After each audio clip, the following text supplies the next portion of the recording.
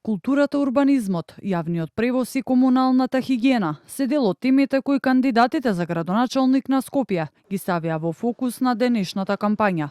Презентирајќи програмата Скопје град на слоеви, град на култура, Ѓоргиевски најави ревитализација на културно-историските символи на главниот град. Неговиот план е реотварање на античкиот локалитет скупи за посетители, обновување на старата чаршија и калето, а аквадуктот да биде претворен во современ културен парк. Тој вети и поголема поддршка за културните институции и скопските фестивали.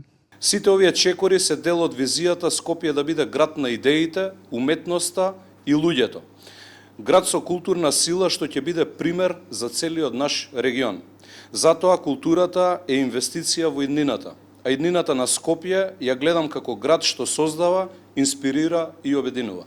Шукова најави воведување на брз автобуски превоз до 2028 година, кој би предвидувал 21 нова постојка и 30 нови еколошки автобуси, кои би превезувале 65.000 патници дневно. Според неа, реализацијата на проектот, доколку ја добие довербата од граѓаните, би започнала веднаш, а тие ќе добијат модерен автобуски превоз, кој значително ќе го намали загадувањето.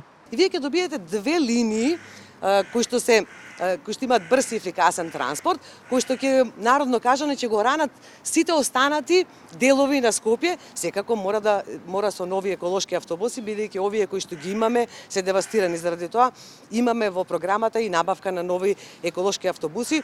Кандидатот на независни заедно Горан Марковски, презентирајќи програмата Визијата за Скопје, денеска во присуство на експерти од областа на архитектурата, урбанизмот и планирањето од Холандија, порача дека неговите очекувања се дека ваквите средби и практиките од Европа можат да помогнат во обновата на Скопје на полето на екологијата, урбанизмот и дигитализацијата. Кандидатот за градоначалник од коалицијата Искуство за успех Александар Трајановски преку соопштение денеска вели дека доколку победи, тој ќе се залага и за формирање на комунална полиција под ингеренции на градот Скопје.